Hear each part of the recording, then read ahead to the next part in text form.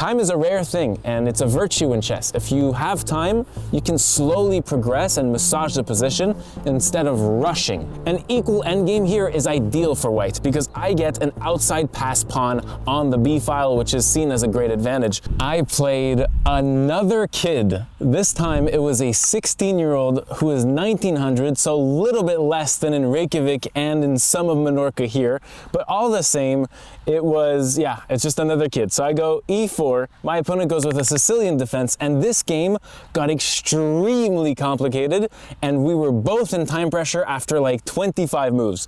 So I go knight f3, d6, and then we trade, and here my opponent plays e5 directly.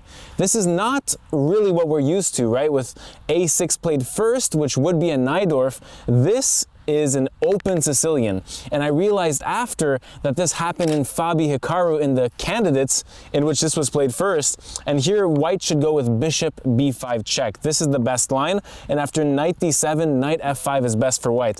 I've never seen e5 played first, like just straight up like this before, so I went with knight b3, as you would play against a Najdorf, and my opponent responds with bishop e7. Really not going for a6 things, so it begs the question, what is black gonna go for on this queen side?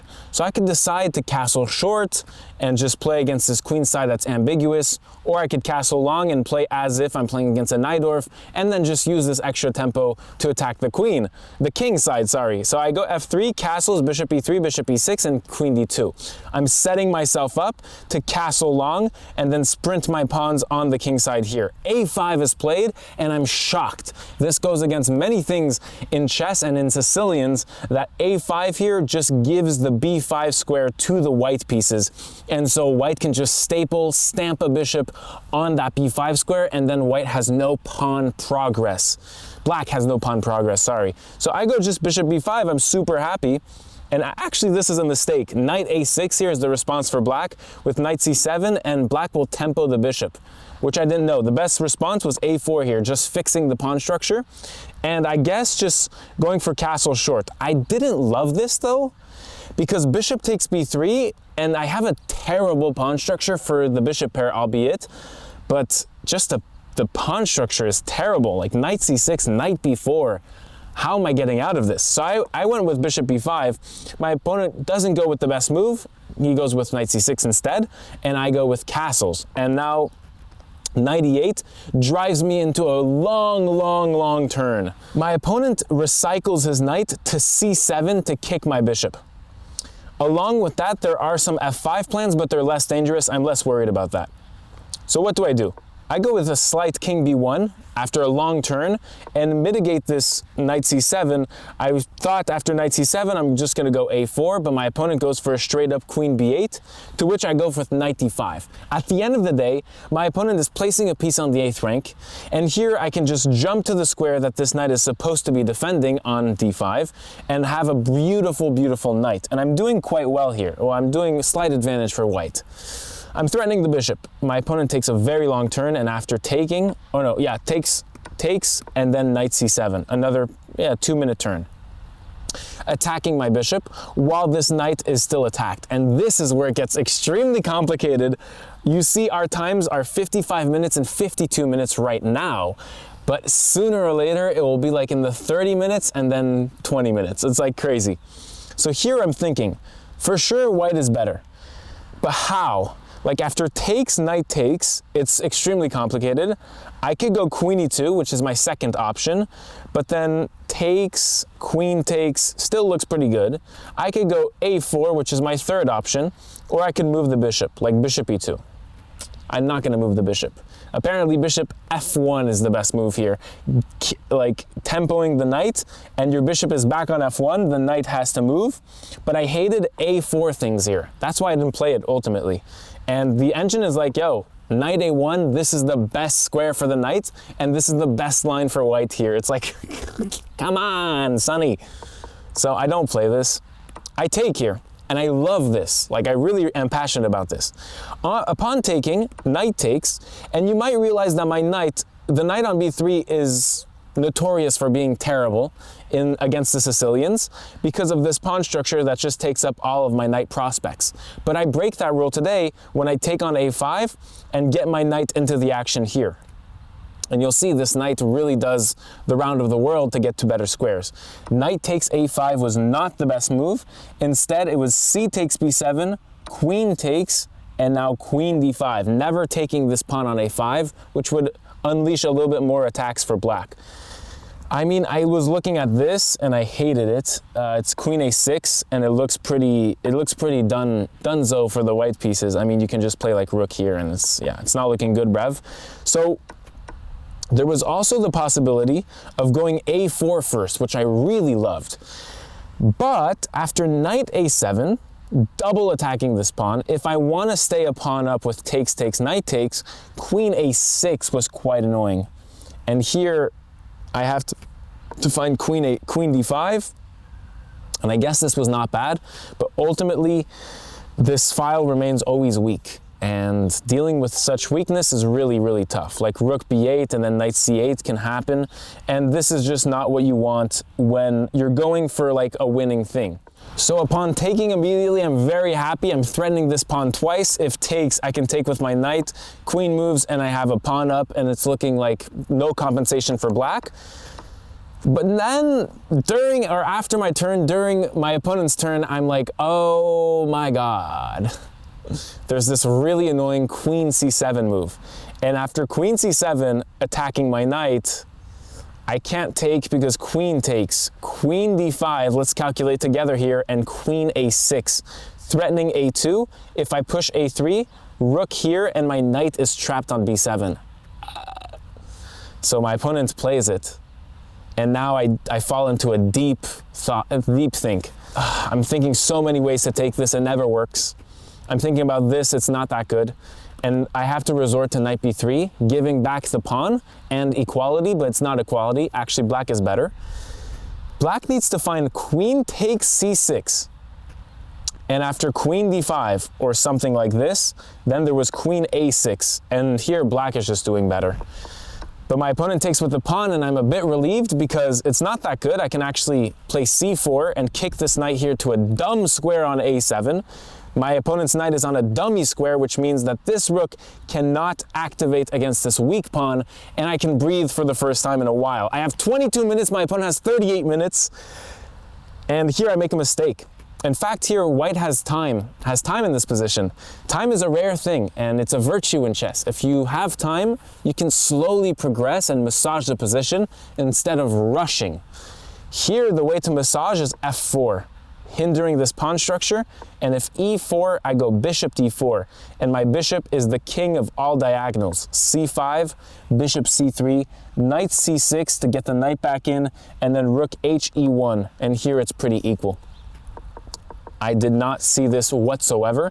I felt the need to play quick because I have 16 minutes less than my opponent, almost half the time, and I went with queen a5 immediately. Queen a5 opts to trade queens, and once the trade happens, I'm threatening to take the knight and the pawn. And if you defend, I have some goodies with knight b7, so it's very, very nice. Anyways, my opponent plays out, queen b7. I try to trade once more, and now queen d7. My opponent plays very patiently. I was surprised by this, never trading queens, and leaving my queen on the b6 square looking a little bit dumb because there's going to be a rook fb8 attacking my queen. And I'm just gonna be letting some pieces like attack or be near my king. It's like, So here I find knight c5. And you have to see that queen f5 check is a resource, but I was even happy to go knight e4. Attacking this if my king ever moves out of the pin. The pin is harmless in and of itself because black cannot win my knight. Now queen e6 is played and I go queen a6. And it's like, it's not looking good, Rev. Like honestly, I'm threatening this knight, but it's not a real threat. After rook c8, which is somewhat the best move, I go takes and now rook c7, and my bishop is pinned. And I saw a line here which gives black a lot of play, but gives me also some good control in the center. So I go queen b6. You can't take with the rook because queen b8 things are really nice for white. So rook takes with the c rook, and now I take on c6, letting rook takes a2, and now I have 5 minutes, my opponent has 10 minutes. This is where the entire game is played out. Let me just see. My opponent is threatening nothing, but if I do something like this, I was extremely scared of queen g2. I was planning on playing this from 5 moves ago because queen here is harmless to queen e4. But before playing this move, I was like, oh my god, there's queen g6 instead of queen f5, which is absolutely lethal because now when my king goes to the second rank, there's queen takes g2 check, which the queen f5 never gives, right? So it was just like such a blow to the ego here. I played queen d5 instead, so just trying to trade queens and going into an endgame. An equal endgame here is ideal for white because I get an outside pass pawn on the b file, which is seen as a great advantage. So my opponent folds back with the queen, I go knight c3, and then my king goes to c2. Rook a5 attacking my queen, and here I make a big mistake, which is knight b5. Knight b5 is such a mistake because this knight, believe it or not, is actually weak, which I thought it was the strongest thing. Because here the knight is anchored on b5. You can't really take it with any piece unless my king is offering a pinned pawn here. But the knight in and of itself is just super strongly placed here, which is not actually the case because my king never finds a file in which it's in complete safety. So queen a6, I go rook d3, and now rook c8. Rook c8 threatens this, so I have to go rook c3, which is what I was playing for. And here I thought my opponent was winning with e4 for bishop f6, but actually I can just sack the exchange and play like rook f1. And this is better for white. I missed rook f1, so that would have been crazy. But rook c5 was played. This is a crazy game. My king's on c2. I have 2 minutes left. My opponent has 4 minutes. I go queen e4, and now queen c8. Doesn't threaten anything. I realize that there's nothing threatened here, and oh no, d5 is threatened actually. But I just played g5 because I thought that f5 was threatened. In fact, I can play I should play rook d1, f5, and then queen d3, and white is surviving here. It's completely fine actually. But I didn't. I played g4, and now my opponent misses d5, plays rook a4. I play b3 to defend here. Here, white has one move, is to move the queen out of the pin so that there's no rook takes b5 here. And this just gives a pawn. But I wasn't going to let that, so b3 with low time. Rook a2, king up. Bishop g5, threatening mate in one. I have to defend. Rook a5. And now I want to play b5, b4 to fork these rooks, but I realize my opponent has a sneaky d5 planned. But this was played in 30 seconds. It could be a blunder. So I calculate b4, d5, queen f5, and then I see takes, and I go, oh no. King here, and then takes here. And if takes, there's like some rubbish with rook b2. Anyways, this does work. It happens to be so that after d5, I can play c takes d5, which is crazy. And here, if you take here, I take here. If you take here, I defend. You cannot take here because I take here. And this is fully okay for white, it's equal. Like crazy. So this was my only way out. I played queen f5 trying to trade queens, and if you didn't trade queens, I was gonna go with b4. Reckon that taking on d6 gives queen d8 and it's absolutely over, although it's actually not.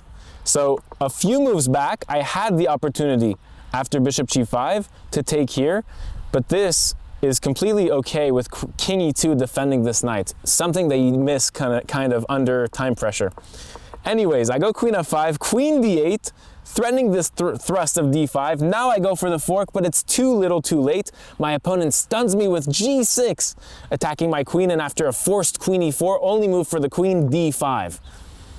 I go queen e1 defending my rook, and this was a huge mistake apparently. I should have gone with taking. If takes, takes, and I lose a rook. Wait, what? King e2. King e2 was the best move, no way. Queen b8, and then queen c2.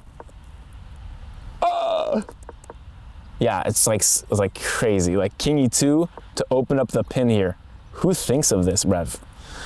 So anyways, I go queen e1, so that on takes I can defend this and attack, but then I realize after rook a2, the rook is delivered from the fork, my king moves, and I may as well almost be down a piece, but then rook d5. And after trading here, my knight is in desperate times, my king is in desperate times, and my knight is just trapped here. And so I give a piece, and I eventually just trade queens and fold the game down the exchange, and I resign after c3. A crushing blow, you guys. I lost like 12 points from this game, and I'm down 17.8 points as of right now in this tournament. This is one of the strongest tournaments I've ever played in, and I'm not even winning that much to get that strong of opponents. I'm just getting absolutely cooked out here, and this is my hardest tournament. It's also my weakest performance in a tournament since August. Since our first tournament in 8 tournaments, this is my weakest tournament. I'm feeling so depressed. Tomorrow I'm playing an 11-year-old girl, another kid. This marks my 9th kid in 18 games of chess, 17 games of chess. I mean, this is like, it's like so unlucky. But anyways, thank you so much for watching, and see you tomorrow.